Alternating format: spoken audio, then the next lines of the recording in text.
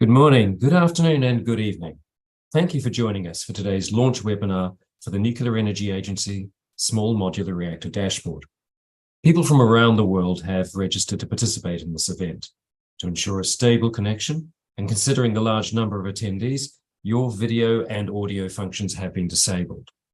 You can still actively participate in the discussion by expressing your views, sending us your comments, and asking questions using the Q&A section. Please note that we may not have time to take all the questions. If you experience technical difficulties, please try the chat function. You can also listen in by telephone. The international numbers are in the confirmation email message you have received. Today's discussion is being recorded and will be made available online in the near future. It's now my pleasure to introduce Shanaz Hock, Nuclear Energy Policy Analyst with the Division of Nuclear Technology and Economics here at the NEA, who will be the Master of Ceremonies. Shaz, the floor is yours. Thank you, Andrew, and welcome everyone. We are thrilled to have you join us today and to launch the NEA Small Modular Reactor Dashboard. My name is Shanaz Hock, Nuclear Energy Policy Analyst with the OECD Nuclear Energy Agency. I've been supporting the development of the NEA SMR Dashboard, but today it is my pleasure to be the Master of Ceremonies for this webinar. Today, you will hear from a broad range of experts on the status of SMR development and factors that influence commercial readiness. We have a full program, so I will turn the floor to our first speaker, the Director General of the OECD Nuclear Energy Agency, William D. Magwood IV. Director General, the floor is yours. Thank you very much, Inez, and welcome to all of you. We're very excited about today's launch for a variety of reasons, but most importantly, because it comes at such an auspicious time. As many of you know, there's clearly been a shift. There's clearly been a shift in the global position regarding nuclear energy for a variety of purposes. Principally, of course, as we've gone through the process, through the COP meetings that have been held by the United Nations to try to find a way to resolve the issue of climate change, we have seen as countries have refined their plans to meet their commitments that they're proving to be more difficult than many policymakers expected. This, in many ways, has opened up a conversation about nuclear energy that has become more vibrant than we've seen in recent years. At the same time, the international situation has shifted, and the issue of energy security is really surfaced as the principal issue facing governments around the world. These two factors have come together at the same time, the very same time, so the timing is amazing, that investors and governments around the world have reinvested in innovative nuclear technologies. I think everyone listening today is fully aware that there's over 80 concepts that are being pursued by private sector companies, by governments, and by other organizations around the world to develop technologies that they believe will be the killer app of the future when it comes to nuclear technology, the technology that will solve problems that have existed for many, many years. This combination of events has really created the possibility of nuclear being a different animal than we've seen in the past. In some respects, it reminds me a bit of the computer revolution in the 1980s. In the 1960s and 70s, computers came in one flavor. They were big and very expensive, and they were mostly operated by either large companies or by governments to solve highly complex problems. But when the computer revolution began in the 1980s, we saw computers get smaller and more versatile. And eventually computers became specialized. Some were better at graphics. Some were better for word processing. Some were for playing games. Eventually, some became telephones. Others became pads, which people used to watch Netflix and movies while they traveled. This specialization is something that happens as technologies evolve. And it appears that nuclear is following the same pattern. What we see today is the development of a nuclear technology framework that isn't just big electric producing facilities, but a wide range of facilities with different purposes. There's not just one market anymore. Nuclear in the future can serve not just electricity production for large scale, for grids, but also off scale. off-grid for its smaller scales. Nuclear can provide heat for communities or for industrial processes. Nuclear can provide clean water for those who need to desalinate, to have water for their societies. These technologies that we are talking about today have such a variety, they have created some degree of confusion. Countries are very interested in understanding what their options are regarding nuclear. For some countries, they don't have access to high levels of hydro facilities or interconnections. Some countries don't have the ability to rely on solar or wind for the majority of their requirements. For those countries, nuclear becomes very, very interesting. But as they look at these energy options, and when it comes to nuclear energy, these many different concepts that have evolved over the last several years create a very confused and complicated framework. The purpose of the dashboard that we're presenting today is to help to try to provide some clarity as to what's going on out there. For many people, they believe that nuclear technologies, innovative nuclear technologies, are far into the future. That may be 10 or 20 or 30 years away. It may be too late to have an impact on the energy transition. What you will see in the dashboard is that there are many technologies that are here today, and even more just around the corner. Not 20 years away, but perhaps 5 or 10 years away. The purpose of the dashboard is to try to track the progress of these various concepts towards commercialization. Now, I will first hasten to say that no assessment is entirely perfect, and I don't want to project that we think the way we have done it is the only way it can be done. I'm sure there's other methodologies to approach this, but this is a methodology. It's a yardstick, a common yardstick that we use using publicly available information to assess key parameters towards commercialization. As you'll hear, the dashboard focuses on progress towards licensing, siting, financing, the development of supply chain, engagements with society, and most importantly, in my view, the readiness of fuels to provide for these reactors as they go forward.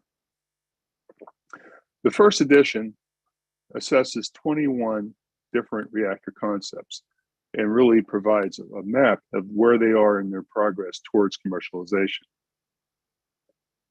These 21 reactors are not the only 21, but they're the only ones in the first edition.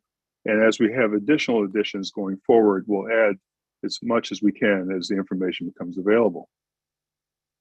The SMR dashboard is a snapshot in time, but it is a snapshot that will provide policymakers with a bit more clarity than they have today. I'm looking forward to today's conversation. We have many colleagues who will be talking this morning to talk about their views of where we are with the SMR development of SMRs around the world and how this dashboard might help bring clarity to the situation. So we will have this conversation. I hope you find it to be both informative and enjoyable. And I personally expect to learn a lot over the course of the next couple of hours. So with that, I will hand the floor back to Shanaz to introduce the next speaker.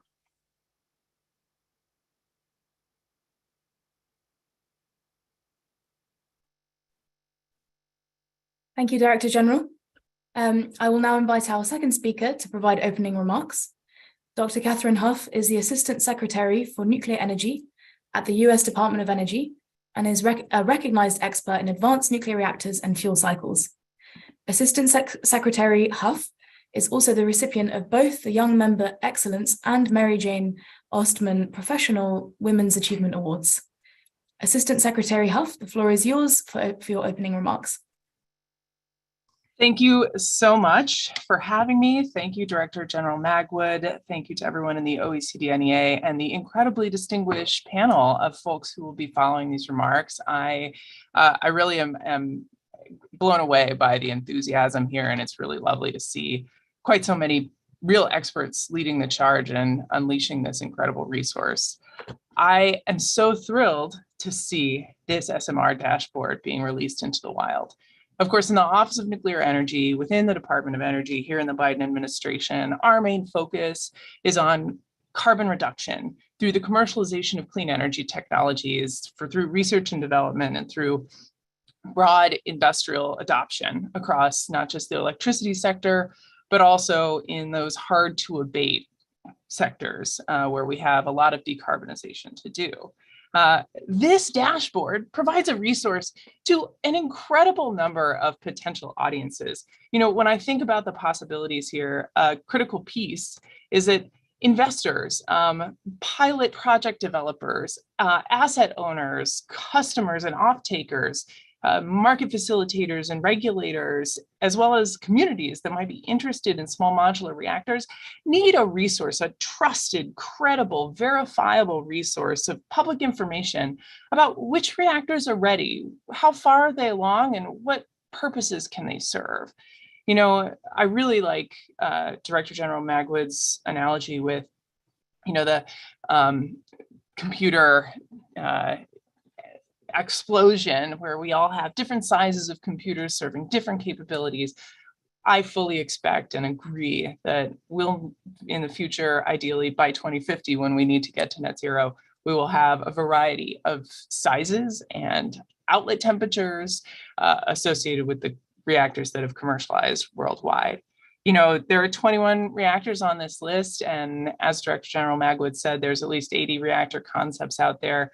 I fully expect with the release of this dashboard, there will be incredible interest from those reactor vendors and concept developers that aren't on this list to rapidly get the public verifiable information that they need out there so that they can get into the next edition of this dashboard, because I can see it becoming a real utility for that set of folks who need a credible, verifiable source, a trusted source of information of where these small modular reactors live on the raceway to commercialization.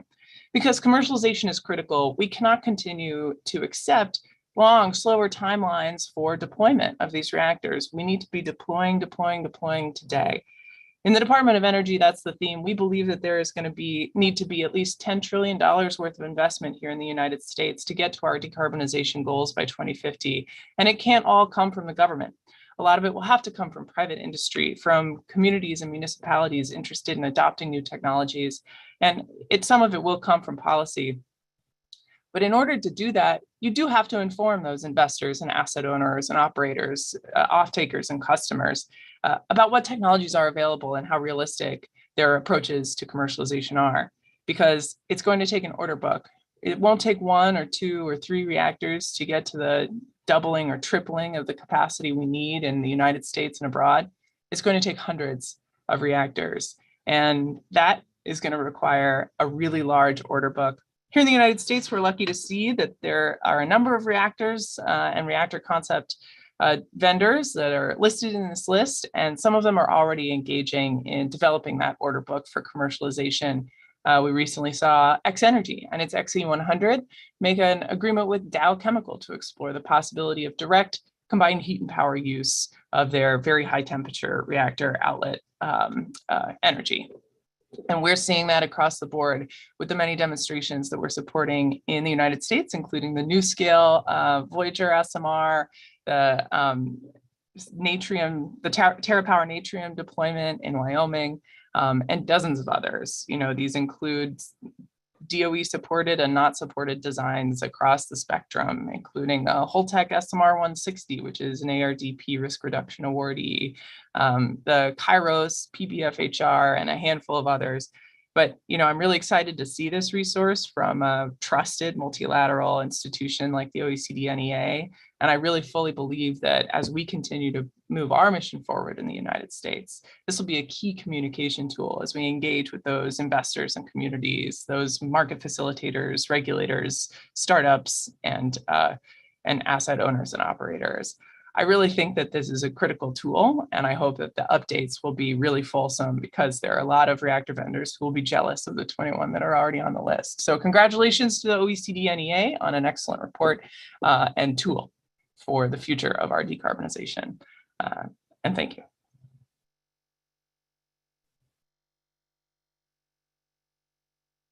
Thank you, Assistant Secretary Huff. Next, I will introduce Brent Warner. Brent Warner is the head of power sector unit for the World Energy Outlook at the International Energy Agency. The World Energy Outlook is the flagship annual IEA publication, providing detailed, technical-rich analysis of long-term energy supply and demand around the world. With more than a decade at the IEA, Brent contributed to 12 World Energy Outlooks and 19 WEO special reports, including the Global Net Zero Roadmap. Brent, the floor is yours for your remarks. Thank you very much, Shaz, and thank you very much to the NEA for the invitation to participate today. I think this is certainly the launch of this small modular reactor dashboard is an important point, I think, for the technology itself and the options going forward. At the International Energy Agency, it's always our pleasure to work with colleagues in the NEA on nuclear power, particularly on emerging technologies like SMRs. And to help today, I'm very happy to be a part of this distinguished panel and event. I just wanted to make 3 points really to help set the scene, drawing from a recent report, Nuclear Power and Secure Energy Transitions, that detailed the role of nuclear power in the IEA net zero by 2050 pathway. The first point is that nuclear has long played an important role in electricity supply. Today, it provides about 10% of global electricity generation, and it's been at that level or higher in terms of share for the last 40 years. And each of those years, that means we've avoided carbon dioxide emissions and we've avoided pollutants into the air. How much? We've analyzed what this would have meant if we had not had nuclear power in the mix. We would have emitted about 1.5 gigatons more per year over that period if we'd not had nuclear power in the mix. Today, it's the second largest low emission source of electricity. So nuclear power is only behind hydropower in terms of global contributions, well ahead of wind, well ahead of solar PV, bioenergy, and other sources. And I think its longevity is often put in favor of faster growing technologies. But we also need to recognize, as mentioned by Bill Magwood, that the importance of nuclear power to promoting and ensuring electricity security has been a staple of the nuclear industry and its role in electricity over many years. So the second point I want to make is about the future. Through our net zero emissions by 2050 scenario, we can definitively say that the future is electric and it's low emissions. So especially on the path to net zero emissions, there are huge opportunities for low emission sources of electricity that can compete in the marketplace, as well as those that can help decarbonize heat and hydrogen. So on that path to net zero by 2050, we see electricity demand nearly tripling to 2050, but that means the pace of investment has to go up even faster earlier. So overall, when we're talking about clean energy investment across all types of clean energy, we need to see that investment triple just over the next decade, from about $1.3 trillion per year for all clean energy sources to about $4 trillion by 2030 already. And that is then a huge opportunity for those low emission sources that are there, available, and in the years to come. So nuclear is a key part of that net zero pathway. In countries that remain open to the technology, we see that total nuclear capacity could double to 2050, which requires rapid scaling up of that investment and project and nuclear technology development. And that makes clean energy more affordable and more available in markets around the world. And the third point I wanted to make is that there's a duality for the nuclear industry and technologies. On the one hand, new projects and technologies like small modular reactors are very promising for the future of nuclear, and we see momentum is growing very rapidly. And one important aspect here that's highlighted extremely well in this SMR dashboard is the diversity of potential developers. When we're looking forward, one energy security challenge that we will face is around the supply chains for those clean energy technologies. And having a diverse set of developers and suppliers of low emission technologies is one key aspect of a secure, affordable, and achievable sustainable future. But this duality is that the nuclear industry needs to overcome some of the recent challenges with several prominent technologies and projects that have been delayed and with cost overruns. So the industry has a role to deliver projects on time, on budget. Governments and policymakers around the world have the role to support those low emission technologies that are ready and available. And together with all the technologies that we have and great efforts from countries around the world, we can move forward and we can get on the pathway to net zero emissions by 2050. Thanks very much. Thank you, Brent Warner. Now it is my pleasure to introduce Deanne Cameron, who will present the NEA SMR Dashboard and also chair the first panel. Deanne Cameron is the head of the Nuclear Technology Development and Economics at the NEA, and she leads and coordinates the agency-wide SMR strategy. Prior to joining the NEA in 2021, Deanne led SMR strategic policy for the Government of Canada, where she was the architect and chair of Canada's SMR roadmap and the SMR action plan. Deanne, the floor is yours. Thank you, Shanaz, and thank you to all our speakers so far today. Welcome to the audience. I'm Deanne Cameron. It's my absolute pleasure to present the new NEA SMR Dashboard to you today, one of our flagship initiatives under our agency-wide NEA SMR strategy. Next slide, please. I'd like to start very briefly with a hat tip to the context that others have already addressed today, the challenge and the urgency of meeting climate change targets, which will require the full potential of nuclear energy to achieve net zero. And that's going to need to include contributions from long-term operation of existing reactors, as well as new builds.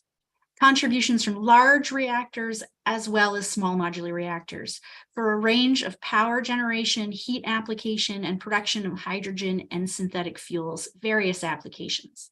Next slide, please. For more information about the role of nuclear energy in meeting climate change targets, please download our 2022 publication on this topic. But for our purposes today, let me simply refer to one of the key findings from the report. SMRs have an important role to play in pathways to net zero. Next slide, please. Before we go any farther, and in particular because I see we have a very large audience here today, let me just take a quick moment to define what we're talking about when we say SMRs, or small modular reactors. As their name implies, SMRs are smaller than conventional gigawatt scale reactors, both in terms of their physical size and also their power output. They're generally smaller than 300 megawatts electric, which is about 900 megawatts thermal, though some are as small as 1 to 10 megawatts electric. They are designed for modular manufacturing and factory production, as well as modular and scalable deployment. At their core, though, SMRs use fission reactions, nuclear fission reactions, to create heat, which can be used to generate electricity, or the heat can be used directly in industrial applications or for other applications. Next slide, please. Near-term SMRs. Near-term are expected in a range of sizes and temperatures. Temperatures from 285 degrees Celsius to up around 850 degrees Celsius. Some very high temperature reactors aiming to reach about 1,000 degrees Celsius are in research and development, but not for near-term deployment. So on this scatter plot, we show you a selection of the SMRs, the ones that are included in the first edition of the dashboard. The horizontal axis shows the range of sizes, and the vertical axis shows you the range of temperatures. And we've added some dotted lines here to indicate the temperatures required for various hard-to-abate industrial sectors. One of the key takeaways from this graph is that the global market could realistically support a range of different SMRs across multiple applications beyond just electricity. So here we're picking up on the theme that came across in DG Magwood and Dr. Huff's opening remarks. Next slide, please. This map shows the status of siting around the world for SMRs that are included in our first edition of the dashboard. The color scale indicates progress on siting. Dark blue dots indicate that exploratory discussions or non-binding agreements are in place between SMR vendors and site owners. At the other end of the color spectrum, light green dots indicate sites where permitting and licensing has already progressed or construction and operations have begun. As we can see, siting is most advanced in Russia and China, where some SMRs have already been deployed. We can also see the site in Argentina, where the Carem SMR is under construction.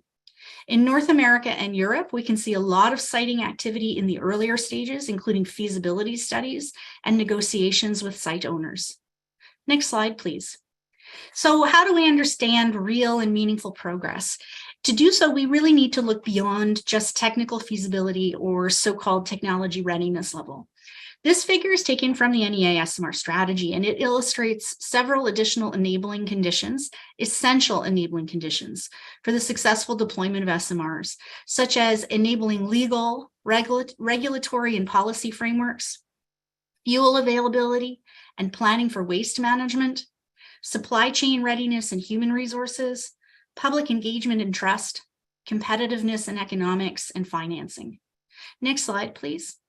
Guided by the framework of the NEA SMR strategy that I just showed you, we have developed 6 new indicators for tracking progress in the areas of licensing readiness, financing, siting, supply chain readiness, fuel availability, civil society engagement is the last one.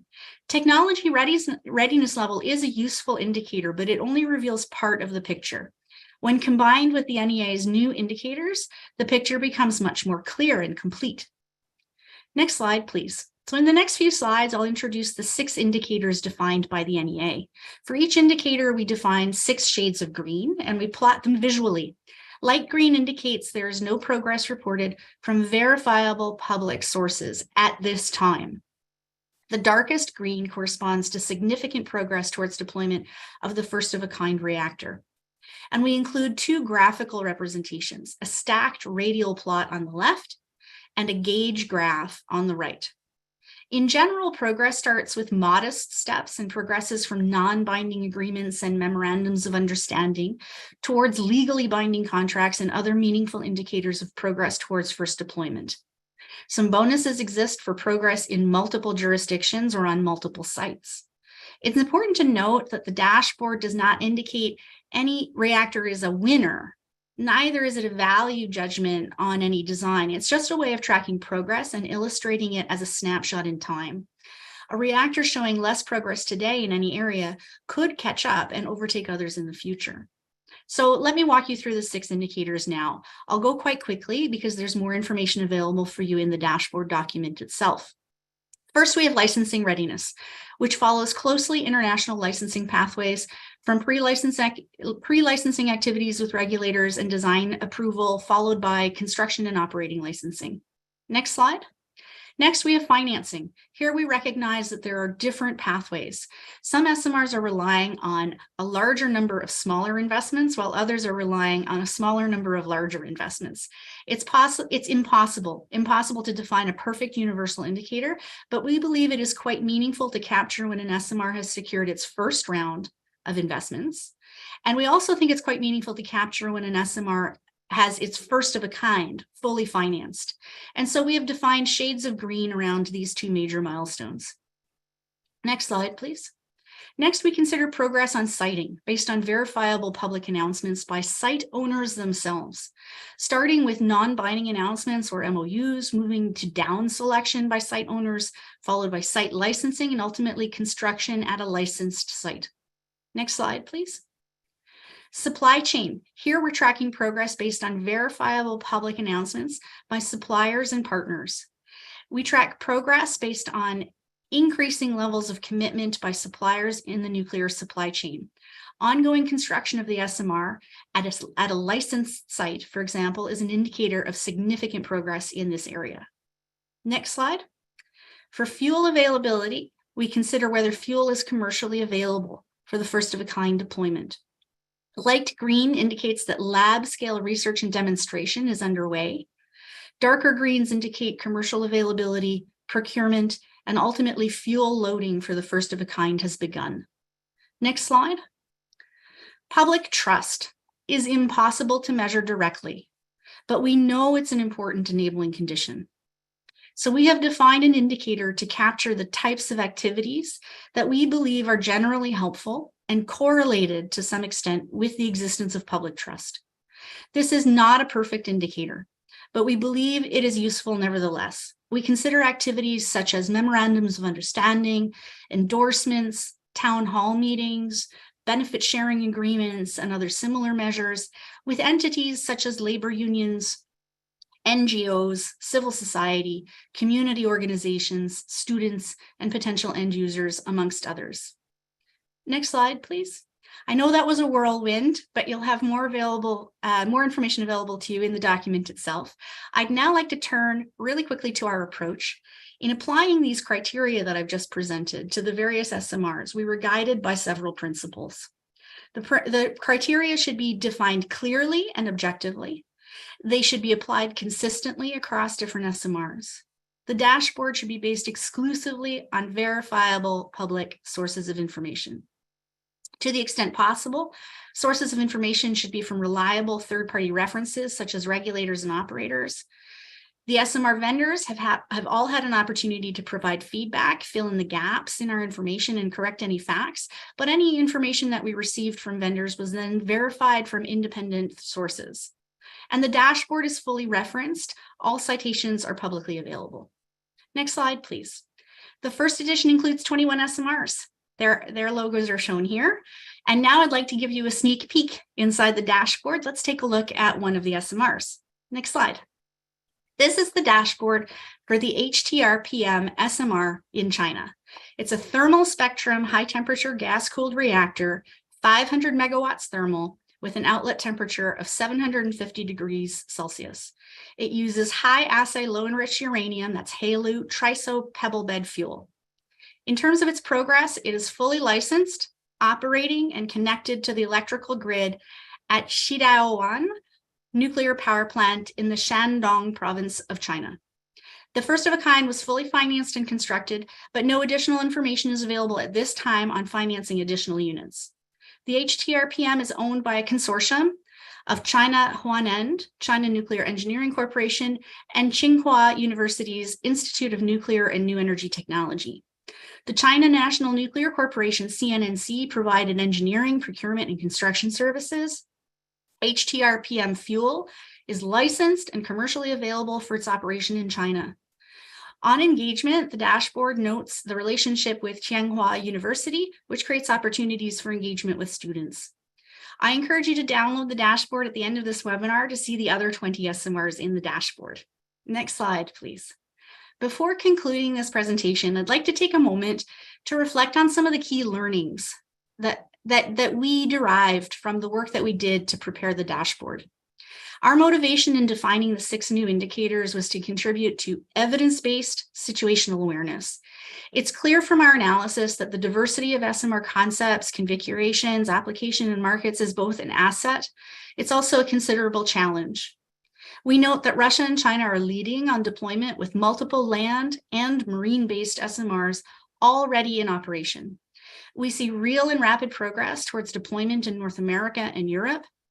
Timelines for deployment and commercialization are near-term and accelerating.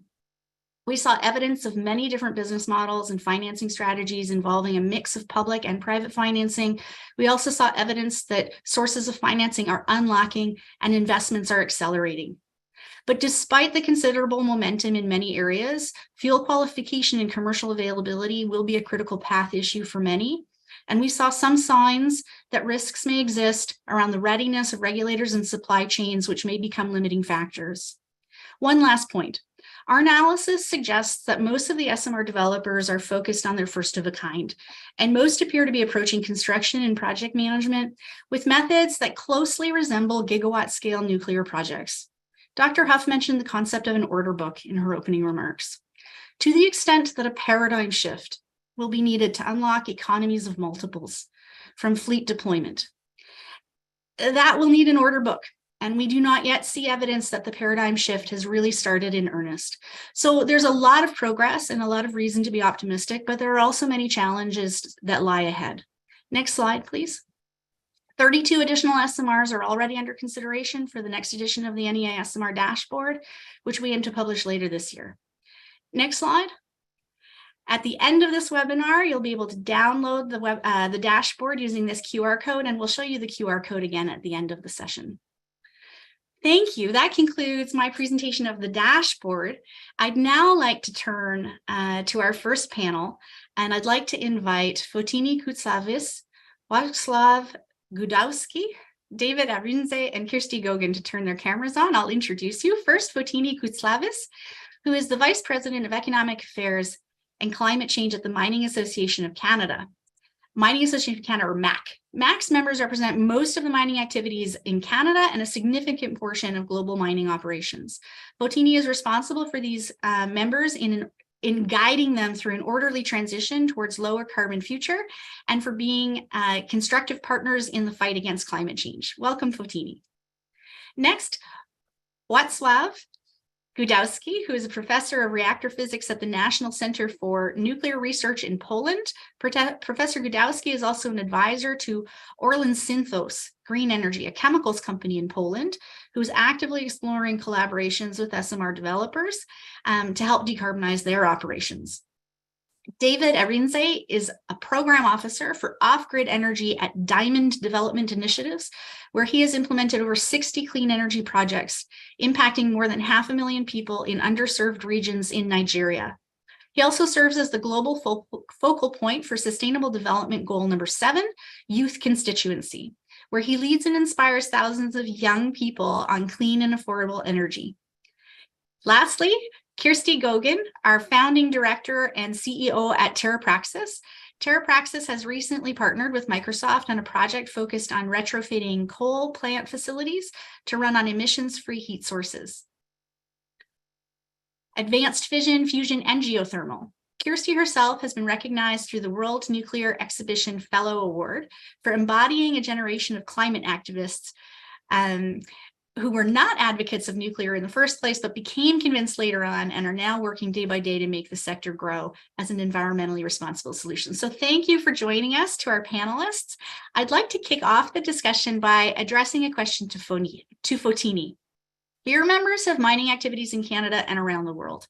Can you please introduce yourself and your organization? Tell us a bit about energy priorities and requirements in mining applications, and why do you think there's potential for SMRs?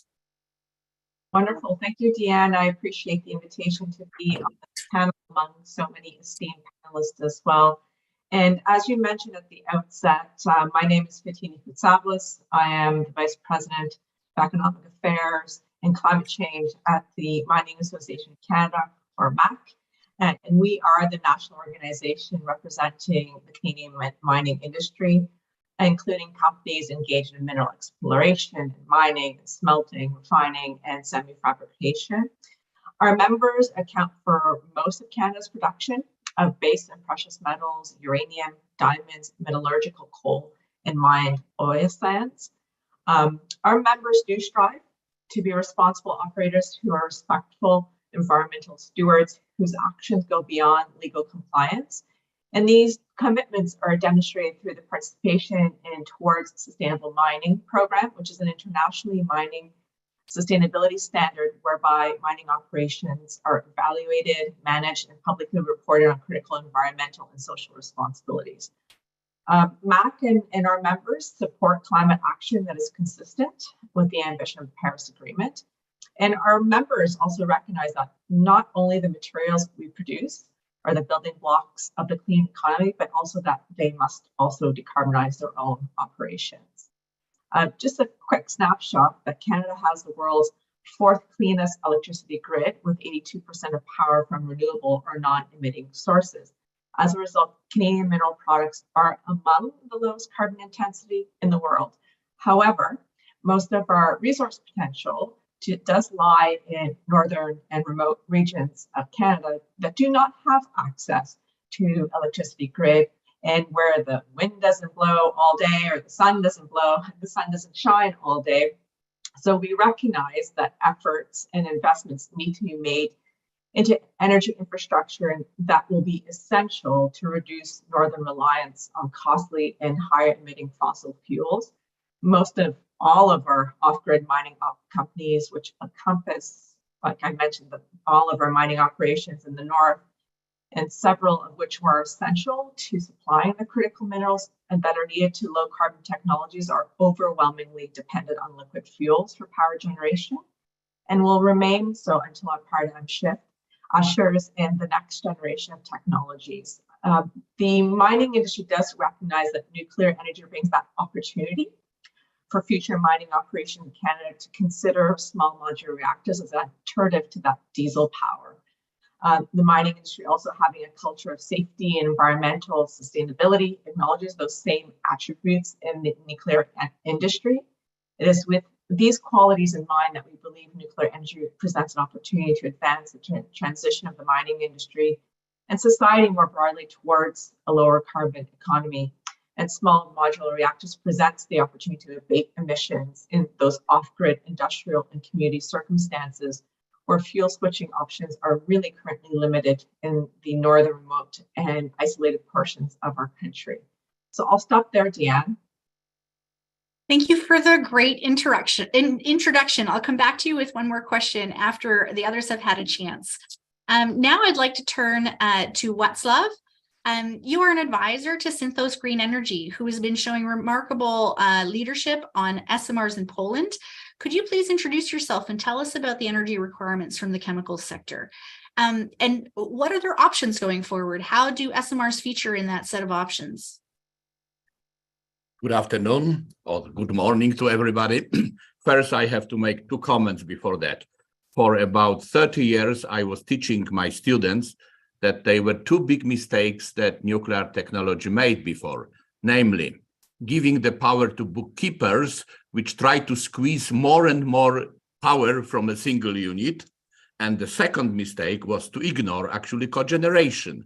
And then we have SMRs, which are addressing perfectly all my concerns because they are reasonably smaller, they don't drive to the high powers, and they give options for the cogeneration, which was a big mistake that we were ignoring that. However, I must admit, it's very difficult to find a customer for the gigawatt level heat. So again, SMRs are placing themselves perfectly into this picture. And the second comment, actually, thank you for the fantastic initiative of making this dashboard. You evaluated 21 reactor types or concepts. You have 31 in a row, but I can tell you, we counted last week, there are 83 concepts on the table today. So there is few years work for you. You know, I am frequently asked the question, Professor, what is the best SMR? And my answer is very simple. The best SMRs is the one which satisfies the needs of the customer, which customer can afford, and then which has a relatively high technology readiness index. So as simple as that. Now coming to Synthos. Actually, Synthos is really a leader of the SMR development since 2019. Namely, Synthos management and Synthos owner, Mr. Solovov, realized in 2018-2019 that the people in the future would not only like to drive the electrical or hydrogen car, but they would like to drive the car on the green tires and having all the green equipment. You know, farmers would like to grow greens on green fertilizers. So already 2019, Synthos made actually a paradigm change in Europe because before the nuclear power was a monopoly of state and the government. And suddenly, you know, the private stakeholders say, hello, why cannot be a private investor a part of the nuclear development? And again, SMRs are good for that because they are lowering the investment threshold. Well, I can say, you know, small reactors, smaller problems and smaller investment, large reactor, larger investment and larger problems. So since 2019, there was a stepwise progress. First, the company organized the Synthos Green Energy, which was focused actually on the screening the development of nuclear reactors, you know, fitting to the picture of Synthos needs. And then last year, actually Orlen, the big gas and oil company, one of the biggest in Europe, joined that company, creating Orlen Synthos Green Energy. And after, you know, making the screening of about 2 or 3 years, we decided that BWRX 300 is the best reactor for the needs of those two companies. and they are also fitting very well to the Polish energy system, which is based actually on the units between 150 and 350 power. So this reactor can be very easily also engaged in the coal to nuclear transformation in Poland. So the choice was pretty easy from that point of view, that we were matching the expectation of the customer. And, but saying that, I cannot let it to say that in Poland we have almost 3 different tracks. We have a big nuclear in the governmental regime, and then we have also the HTGR development by the National Center for Nuclear Research, which is also the government funded unit. And then we have this very large SMR program run by Synthos and Orlen. And following that, and you probably noticed that there were numbers of different agreements making, with smaller stakeholders with the different reactors. So Poland became, in a way, a leader and also the fishing grounds for the different application of the very different reactor types. Thank you, Wacław. That was a great overview, not only of Synthos's needs, but of a sort of broader set of demand for nuclear of different sizes and different characteristics in Poland. I'd like to turn now to David. David, the SDG 7 is one of the 17 Sustainable Development Goals of the United Nations, and it aims to provide or to promote access to affordable and clean energy.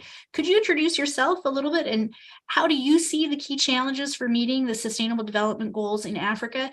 Where do SMRs fit into that objective? Thank you so much, Diane, for the question. Such a delight to be here. Warm greetings, everyone, joining us in such a fantastic event. That's one, I trust will be very insightful, but to also address some misconceptions around nuclear energy and SMRs in general. I work as the Program Officer of Energy with the organization Diamond Development Initiatives, which is a non-governmental organization focused on 3 key areas: agriculture, youth, and clean energy. We're also implementing partners for the United States African Development Foundation. Every year, we fund projects, clean energy projects, that are implemented by indigenously and homegrown businesses in Nigeria to help bridge the energy access gap. How these projects that we have funded include mini-grid solutions, solar home systems, standalone solutions, energy health and energy agriculture nexus projects, clean cooking, and the list goes on. When we look at the subject of SMRs and also look at the gap that currently exists, just to provide a little bit of statistics, in sub-Saharan Africa, we have over 600+ million people, without access to energy. And we look at, if you want to take a look at Diane's presentation, you see that there is no nuclear reactor in Africa. There is none that is even being planned to be built. And the map shows that the land is green. And it provides a very huge opportunity for technologies like this to be able to bridge the energy gap. And so there is a huge opportunity. But in bridging this, in leveraging on this huge opportunity that exists, it's important to also know, which is in case for those who may not know on the call, that energy is a business and it is one that must be paid for. Just taking a cue from what Professor Godowski said about what is a good reactor, which is affordable, which and financing is one very key area you cannot take away from trying to meet the energy access gap, because one, as far as energy access is being provided, it must be paid for, because it must, and thinking about that ecosystem of bankability and commercial viability, that brings the question around, why are SMRs not yet in Africa? Why are we not piloting the solutions in Africa? Why are we not thinking about providing the solutions in Africa? And so these are questions that can be answered, but one more importantly, as we begin to think about SMRs and its potential, in addressing the energy access gap that currently exists in sub-Saharan Africa, we can begin to think about the bankability of it, the commercial viability of it, how people will be able to pay for it. Where does the current cost sit? And how can we begin to try to penetrate the African market with these technologies? Because it's one thing for these technologies to exist, it's another thing for country governments, that exist in Africa to be able to see this technology as a possible solution to rapidly bridge the energy access gap. In Nigeria, for example, where I live and work from, the Nigerian government has agreed to bridging the energy access gap through the Energy Transition Plan, which was launched, at COP26 in Glasgow, where our president alluded and affirmed and told the world that Nigeria would achieve net zero by 2060. And so when we look at the time that we have, we look at the opportunity, looking at even the pitch deck and the energy transition plan for Nigeria, Nigeria will spend nothing less than $10 billion annually to be able to achieve net zero, for us to even be able to implement that plan. And so a huge opportunity currently sits in the largest Black African nation, Black nation in Africa, across other countries. But again, of course, there's a huge opportunity for us to be able to leverage the technology, the possibilities of the technology that comes with SMRs, but more importantly, beyond just the technology, we need to also look at critically the financing. How would we be able to provide this technology? And it's not just in the technology in itself, it's not just in the financing itself.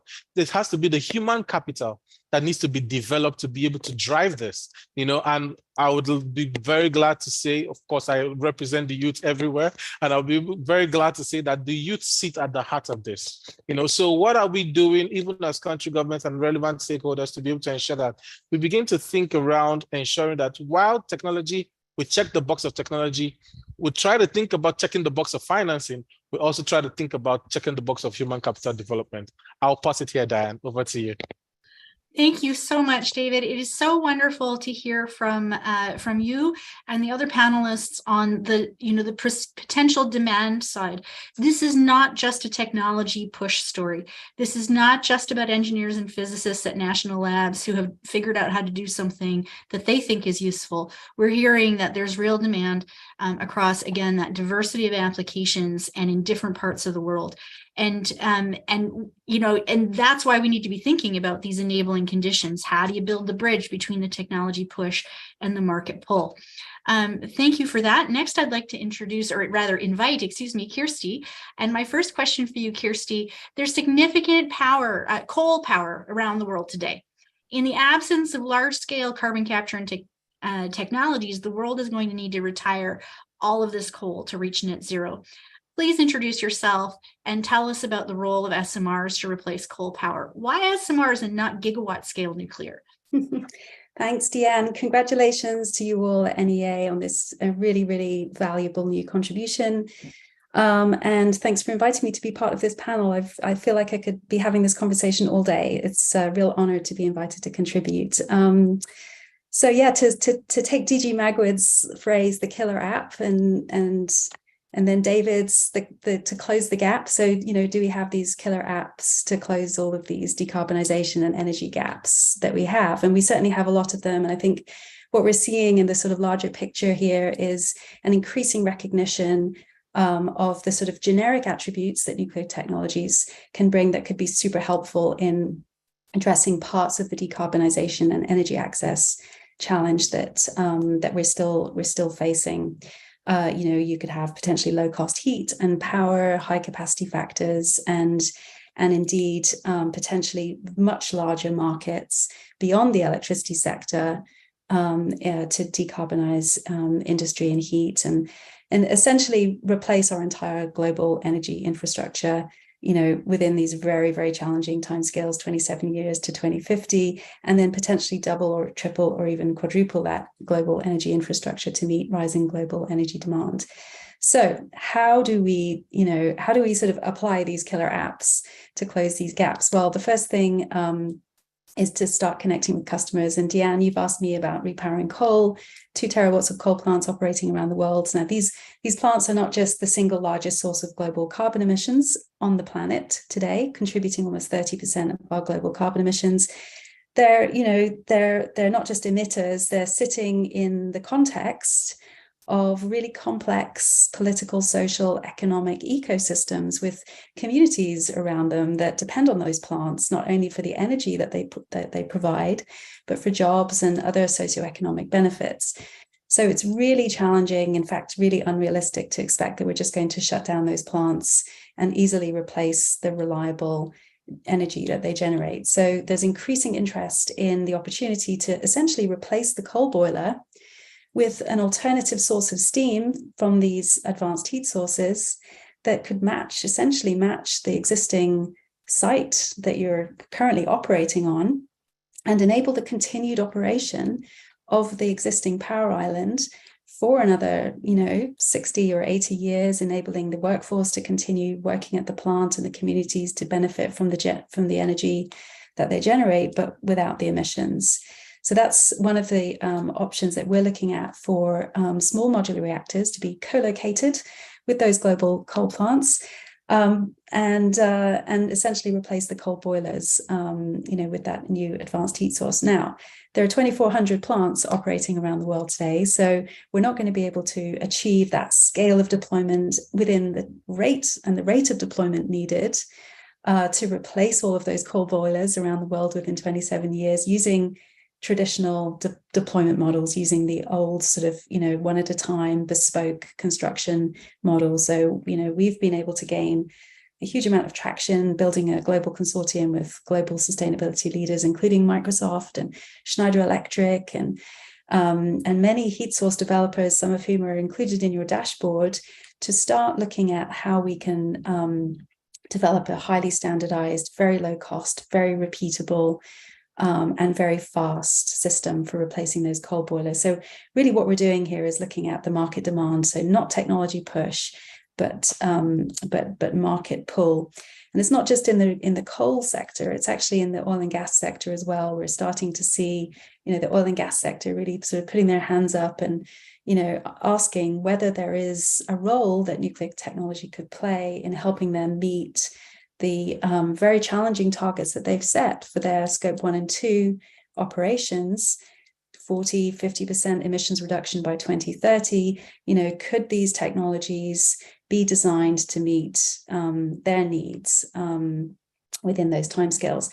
So killer apps to close the gaps, connecting with customers. And then the third just critical point that I'd love to make is designing for those markets, designing to meet the really well understood, well-defined cost and performance requirements for those customers. And having customer contact can really help inform upstream design decisions, not only for the cost and performance needs, but also for the availability, like when are these products going to be ready and at what scale. So time scale and scale. And just finally on the scale point, I mean, Deanne, you said this is potentially a new paradigm for nuclear deployment. These markets are, very much larger than the current market for nuclear technology, for traditional gigawatt scale nuclear technology. So not only do these products need to meet the costs and the timescales and the scale and the rates of deployment that are needed, but they also need to sort of be considered in the context of the enabling actions that you identified relating to siting and licensing and financing, supply chain readiness, operations, and fuel availability, all of which is going to need, to be packaged up as a very, very new kind of delivery model for these products. But remember, we've achieved, real success in terms of the transforming the cost and rates of deployment for wind and solar. I'm sure that we can transfer many of those experiences and lessons across to make nuclear technologies, very, very useful at a meaningful scale to help us close those gaps. So thanks. Thank you, Kirsty. Now we're nearly out of time here. So we're going to do a really rapid fire once more round. So the same question to everybody. From your perspective, we heard from mining, we heard chemicals in the African context, we heard about coal replacement from Kirsty. What's the number one challenge? What's your number one piece of advice for project developers that they need to resolve to make this work for you? Fotini. Great, thank you. I'll be very brief. So I'll say actually two things, if you'll allow me. First, knowledge is power. So the SMR dashboard that you will be launching today is absolutely critical in filling that gap in terms of that knowledge. So congratulations on that, and it'll be very useful for all industrial sectors. Within a Canadian context, it's not the issue of the mining industry being interested. It's the demand and the supply being at the same spot will be wonderful.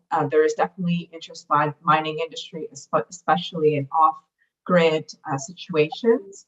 The issue is more that substantial and meaningful engagement with local communities, with Indigenous governments, with the emphasis on education, with all stakeholders to be able to understand and build that trust, understand the risks and the benefits, and ultimately really the acceptance of this technology, without which its success will not be possible, regardless of that opportunity or potential. So regardless of all this opportunity, regardless of all this potential, we need to have that local acceptance by governments, by Indigenous organizations where SMRs will likely be located within their communities or nearby. So I think that's kind of the X factor at this point.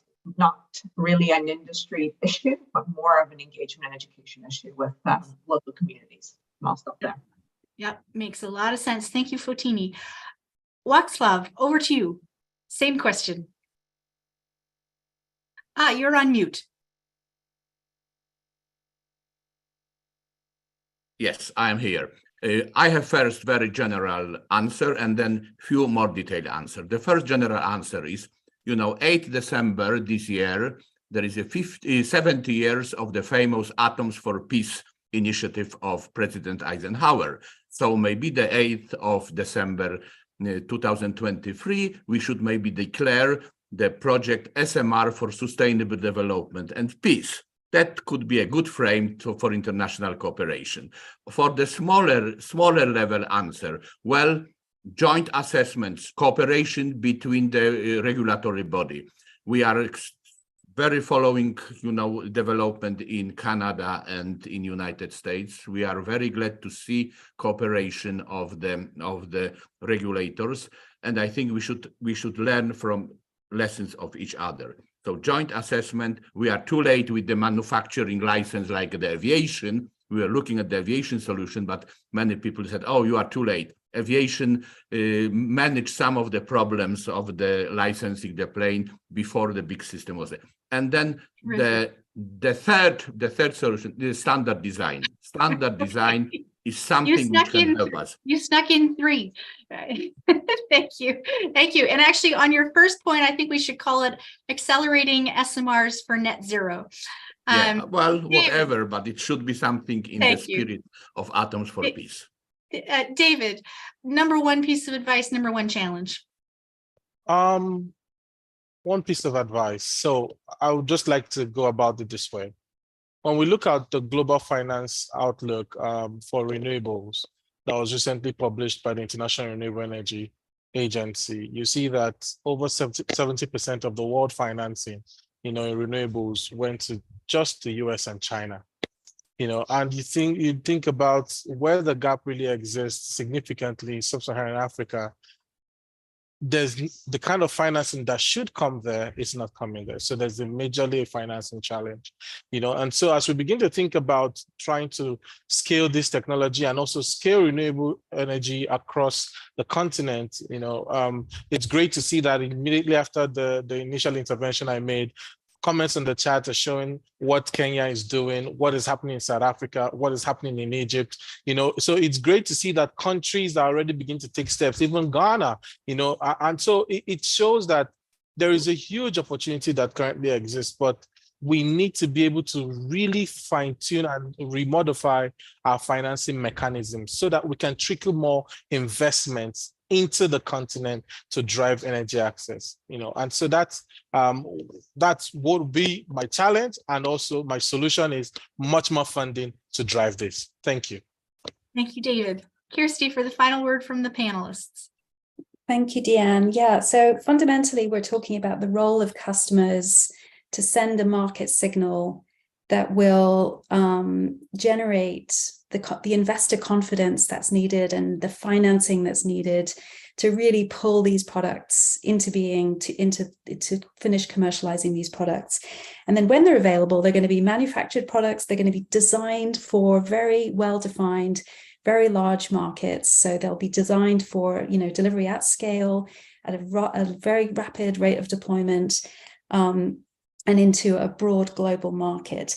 So to enable those things to happen, in addition to triggering the investment, thanks to the customer demand and the clear market signal, and then the supply chain responding accordingly, we also need a couple of things. We need a commercially viable licensing path. And I'm setting up President Velshi here to make some remarks, because it's all very well being able to build, like 737s, 2 per day are getting built by Boeing. Can we achieve that rate of deployment? It's all very well being able to build, all of those airplanes, but not if you need to build an airport for every single airplane that you build, right? So need a commercially viable licensing path. And frankly, across all of the clean energy infrastructure, we need fit for purpose permitting and siting strategies, because if there's one thing that this clean energy transition needs, it's a lot of new energy infrastructure. So we really do need to transform the permitting situation globally as well. Thank you so much. That was a lot of really important information, really rich discussion. I'd like to thank all of you for your participation today. And I'd like to turn the floor back to Shaz. Shanaz, the floor is yours.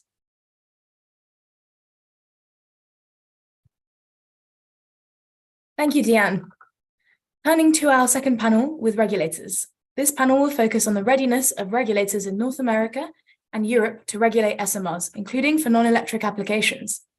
It is my pleasure to introduce our speakers for our second panel as they please turn on their cameras. I think everyone has turned on their cameras. Okay. This panel will introduce domestic and regional efforts to ensure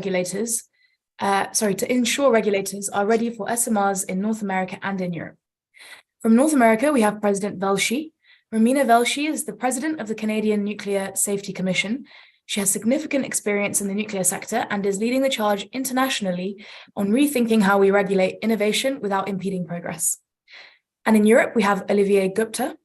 Olivier Gupta is the Director General of the French Nuclear Safety Authority, which regulates and oversees nuclear safety in France and also contributes to informing citizens in this field. Olivier is also the chairperson of the Western European Nuclear Regulators Association, which brings together nuclear safety regulators in Europe to improve and harmonize nuclear safety, address emerging safety issues, and align on common positions. And to chair this panel, it is my pleasure to welcome back the Director General, Magwood. Director General, the floor is yours. Thank you very much, Jess. And it's a great pleasure to have the two of you on this very brief panel discussion. Two really important leaders in the nuclear regulatory picture today. And I'm going to start off very quickly by giving Romina a chance to answer Kirsty Gogan's challenge. What are you doing to assure commercially viable licensing approaches for SMRs? So thank you, Bill, and always a pleasure to be on an NEA webinar and to share the stage with Olivier. So SMRs, as we saw on the graph that Deanne showed, are a reality in Canada. We do have a construction license application in front of us, as well as an environmental assessment for a microreactor at a site. And so I'll start off maybe a bit more broadly on what the CNSC, the Canadian Nuclear Safety Commission, is doing as far as regulatory readiness, and then get to Kirsty's challenge, because I think that context is also quite important. Regulatory readiness, frankly, is a mantra in my organization, because very often the regulator is on the critical path of the deployment of any projects. And given the urgency and the criticality of meeting climate change and energy security and energy poverty needs, we want to make sure that the regulator is not an unnecessary impediment. And so at the CNSC, we have been working really hard for a number of years to make sure that we provide the appropriate certainty, predictability, and regulatory efficiency and effectiveness without ever compromising safety. So let me highlight maybe 6 or 7 things we've been doing. One is how critical it is that the regulator is engaged early and on an ongoing basis, not only by proponents, but also by policymakers and all other stakeholders. And we're very fortunate that in Canada, we actually have a pan-Canadian approach to the deployment of SMRs as an SMR leadership table. So the regulator is a key part of those tables and our voices heard. The second one is making sure that our regulatory framework is appropriate for the deployment of SMRs. In Canada, historically, we've only deployed large reactors and only can do at that. So we had to make sure that we revamped as necessary our regulatory framework, making sure it's technology neutral, that it is performance-based, etc.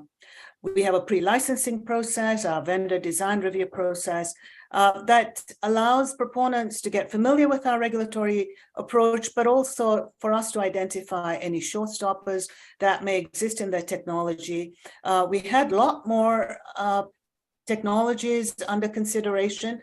We've now focused and narrowed it down to those that are likely to get deployed in Canada. Next, we've been building up our capacity. We've been very fortunate as a regulator to get funding from our government to make sure that we do some anticipatory preparedness and build capacity. We are looking at our impact assessment or environmental assessment process with our partners in the federal family to make sure that that is streamlined and meets the needs, again, that are more risk-informed and that provides the regulatory certainty that's needed. And we're also looking at how do we move away from a project licensing approach to a more product approach, even within Canada. And so we're actually going to be trying that out with some applications that we are expecting. And my last one is really around international collaboration. How do we join forces, bring about greater regulatory efficiency? And how do we make sure that the safety outcome is better as a result of bringing in different perspectives? And Bill, as you know, and I guess most folks here know, I've been a very, very strong advocate of harmonization and standardization of regulatory requirements, regulatory approaches, because I truly, truly believe that the global fleet deployment that we're expecting and are hoping for is only possible if we do that. So maybe I've set the stage and we can get into some more details later. Yes, and I do want to come back to that international point in just a moment, but let me give DG Gupta a chance to answer this question. What is going on in France to prepare for these SMRs? And really, because you're also the chairperson of WINRA, maybe you can also give us a broader perspective on what's happening in Europe in preparing for SMRs. Yeah, thank you very much, Bill, and really it's an honor to be invited in this panel. And let me also commend the NEA for this SMR dashboard, which gives really an excellent overview of the situation. In France also, as is the case in several countries, there is a growing interest about SMRs, and there are several projects under development based on various technologies: light water, high temperature gas-cooled, molten salt, lead-fast reactor. The most advanced project that we are currently looking at is a light water SMR proposed by the New World Consortium. And maybe at this stage, 3 remarks based on our experience in France. Several SMR projects, especially those based on the Gen 4 technologies, require an integrated approach, taking into account not only the reactor design, but also the whole associated fuel cycle. And it has to be looked at very early in the design. That's the first point. The second one is also along the same line. It's about the integration of safety and security aspects. This is because the small modular reactors are expected to be built on various and quite a number of sites, and not on these large nuclear sites that are already protected by the army or police or all kind of protection measures. So the designers and us also regulators, we will have to look at these security aspects right from the beginning, because they will be very much integrated. And my last remark from the French experience feedback is that we have in front of us quite a lot of newcomers in the nuclear sector. We were used to discuss with large companies, and now we are discussing with startups which are not very familiar to the nuclear licensing processes. They are not familiar to us, we are not familiar to them. So this requires to get first of all, this requires from us to explain our processes, and we also need to get used to each other, if I can say so. And this is something very new. And you also asked me about the European level, what's happening at the European level.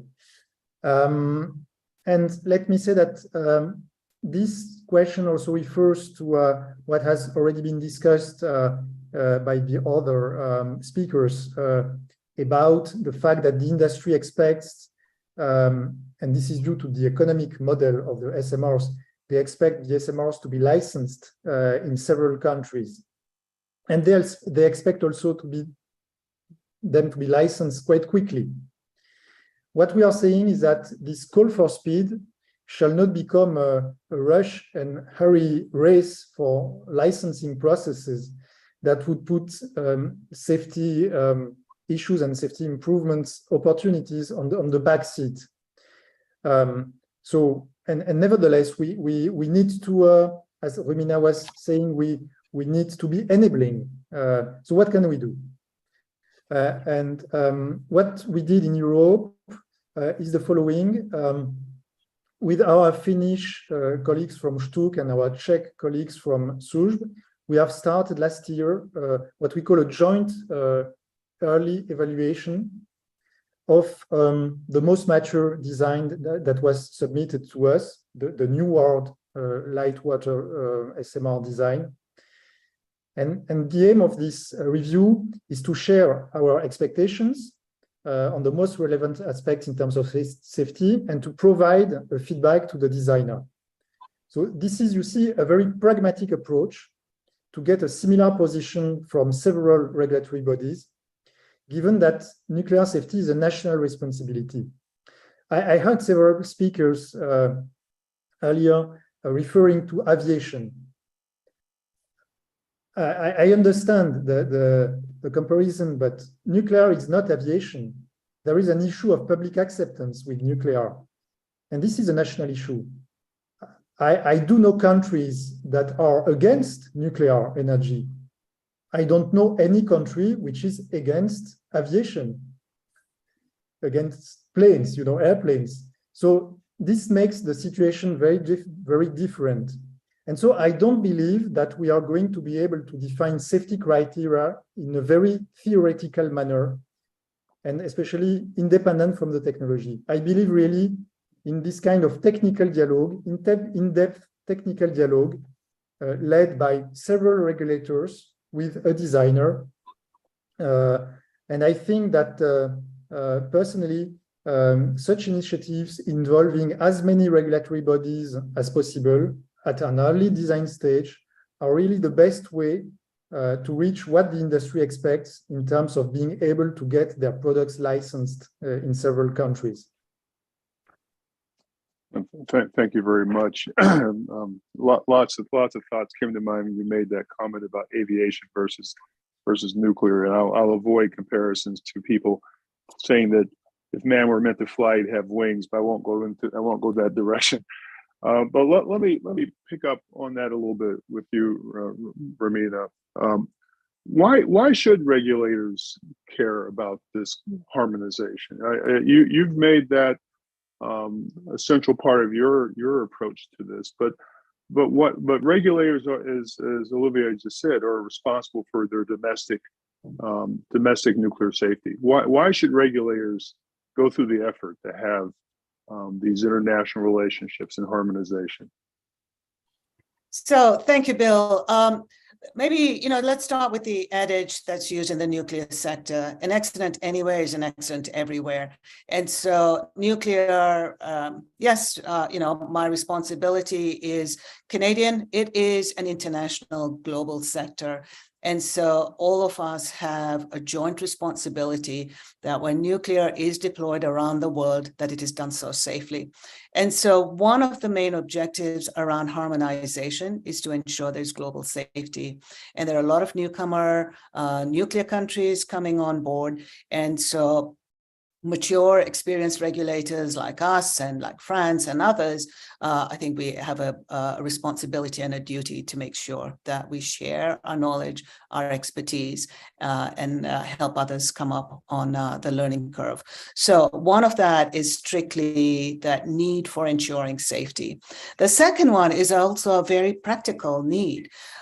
We don't all have the answers. There's some who have expertise and experience in certain areas, lessons learned that we can all share, and how we can all join our resources together. And so that is the second part. The third one is, regulators, quite often I also get told, stick to your lane, this is your job. It isn't. That is not just my job. Olivia talked about being an enabling regulator. We have to recognize that we're part of a larger ecosystem, that we can make contributions that can help with the success. And I'll draw the comparison to the COVID vaccine approvals and how quickly those happen globally. That is because international regulators got together, accepted each other's assessments, looked at their own country-specific needs and make sure those were addressed, but didn't unnecessarily duplicate efforts. And so I think that is exactly the model we're striving for.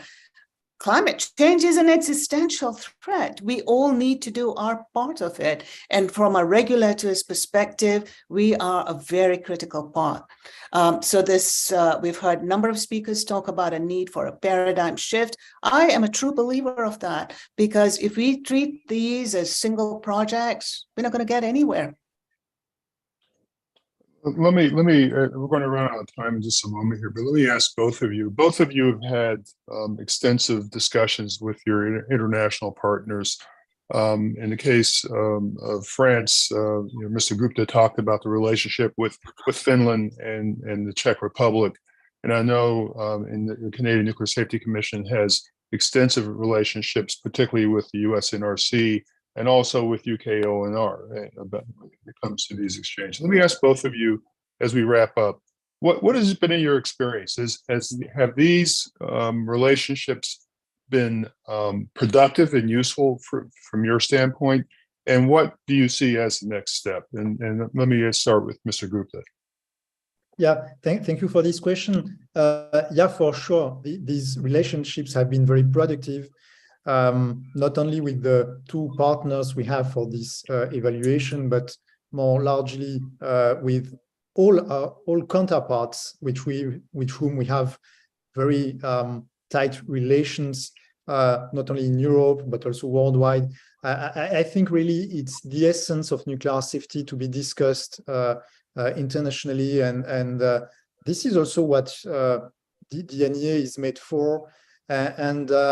I also want to say a word about the multilateral evaluation program that was conducted under the umbrella of the NEA, which was also, it was more for large reactors and not specifically for SMRs, but it was really a big step that was achieved through this program.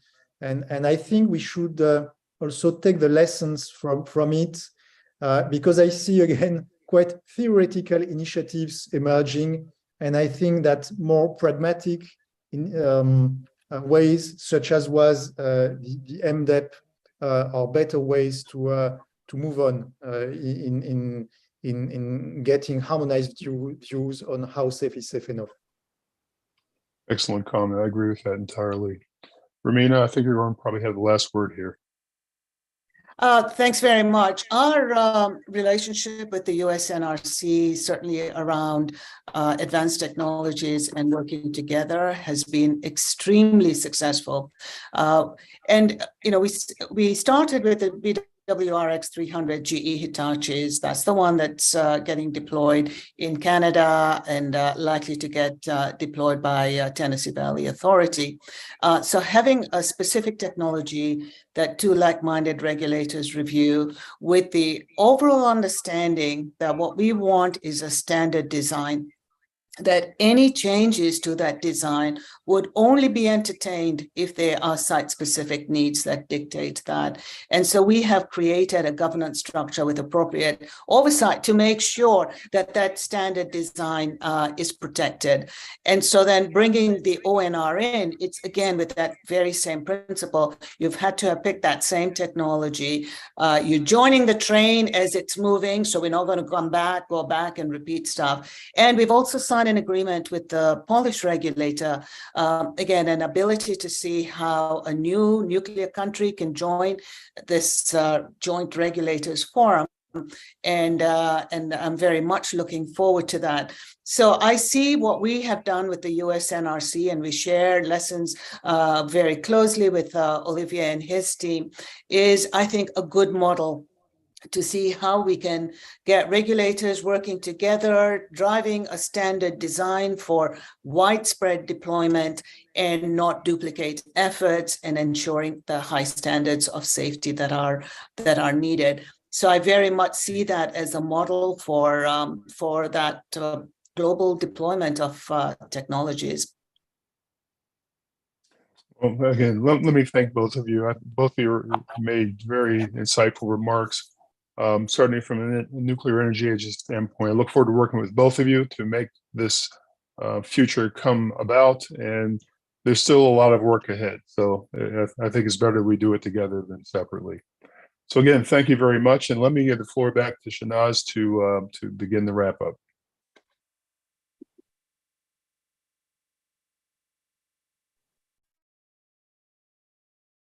Thank you, Director General. I'm pleased now to introduce our final speaker, who will be delivering closing remarks for today's webinar. Dr. Naoki Chigusa has over 40 years of experience in the nuclear industry and is the CEO of the World Association of Nuclear Operators, WANO, which unites every company and country in the world that has an operating commercial nuclear power plant. Dr. Chigusa, the floor is yours for your closing reflections. Thank you very much. Kind introductions. First of all, thank you for inviting me to participate in this webinar, and many congratulations on the launch of SMR Dashboard. This will provide the stakeholders with current progress information on SMR design and deployment. It will be very helpful tool for our industry. The WANO's vision is that our organizations and members will be the worldwide leaders in the pursuit of excellence in operational nuclear safety. To achieve this vision, our mission is to maximize the safety and reliability of nuclear power plants worldwide. We work with our members to assess the benchmark and improve the performance through mutual support, exchange of information, and emulation of best practices. Currently, WANO members operate more than 429 commercial nuclear units, with another 59 units under construction. WANO members also operate 22 small-sized nuclear reactors, including the floating reactor in Russia and high-temperature gas-cooled reactors in China, you already mentioned just earlier of this webinar. So WANO members recently approved a new long-term strategy that will guide our industry through the 2030 and beyond. The strategy has three key areas one of which involves the evolution of global nuclear power. This part of our strategy focusing on the new units and new entrants to industry and new technologies. For safe and reliable deployment and operation of SMRs, WANO's role includes the following three priorities. Number one, providing a platform for the current and the future SMR operators to share operating experience during the deployment and operation. Number two, providing a means for the sharing of collective experience in deployment and operation of nuclear power plants gained over more than 4 decades. Number three, providing SMR operator with assistance in successfully building operational readiness in terms of people, plants, and processes. For the WANOs to work effectively with industry on SMRs and new technologies, WANO is operating an SMR working group consisting of a representative from our Londons and our 4 regional centers. And one also supports a new unit assistance industry working group to ensure we are engaged with industry stakeholders, including IAEA, WNA, operators, and the developers. We are also fully committed to continuing a mutual beneficial relationship with NEA. Looking ahead, I believe SMR and other new technologies offer an exciting opportunity for our industry. But for us to realize the full potential of nuclear power, we must ensure that nuclear safety remains the overriding priorities for all technology. These technologies may require new methods of operation that are different from conventional nuclear operations. One must be a visionary leaders for the operational aspects of new technologies to embed the importance of nuclear safety into the future operations understanding. This will include the working with plant operators who are not typically utilities company, organizing like a mining company today and participate here, and chemical companies and others whose primary purpose of nuclear plant operation may not be the production of electricity. One will need to adapt its way of operating to accommodate new entrants and new technologies, potentially with new membership category, revise performance objectives and criteria, and defined services tailored to the needs of these new generation of operators. Both WANO and industry must be prepared for this expansion and deployment of various forms of nuclear technology across the globe, including new countries and new cultures. WANO will work closely with industry leaders to maintain the key focus on the nuclear safety culture and to help embed the core values and behaviors that emphasize safety into all those involved in our industries. It is vital that established operators, as well as new entrants to our industry, continues to accept and share a deep respect of the very special nature of nuclear technology and the fundamental focus on nuclear safety. Thank you very much for your kind attention. This concludes my remark. Thank you very much. Thank you. And thank you all for participating in this webinar. We heard from a range of experts and stakeholders in the SMR community who discussed the progress of SMR technology and the factors influencing commercial readiness. This concludes the webinar, and I will turn it to Andrew to close the event.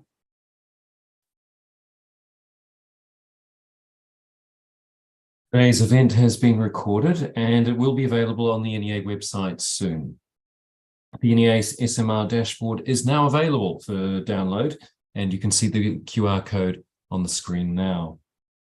You can also follow the NEA on Twitter and LinkedIn to keep in touch with us and receive updates on our programs and events.